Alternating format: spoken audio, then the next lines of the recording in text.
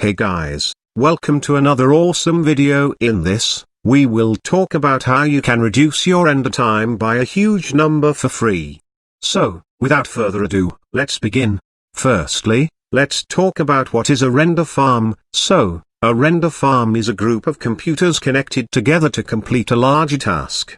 In the case of 3D rendering, most of the time a render farm will distribute frames of an animation to multiple computers.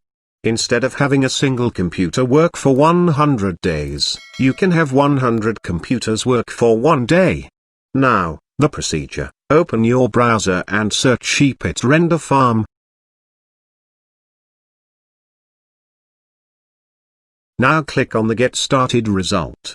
First of all, for rendering, you have to create a new account. I already have an account, so I will just log in. After you have created your account, download the SheepIt RenderFarm client on your PC. It is available for Windows, Mac and Linux. After downloading the client, open it. And when you will open it for the first time, it will ask for username and password. So give the required details and then, it will start rendering others' project. Yes, you heard right. To render your project on SheepIt, you have to first render at least 10 frames for other users and then you can upload your project.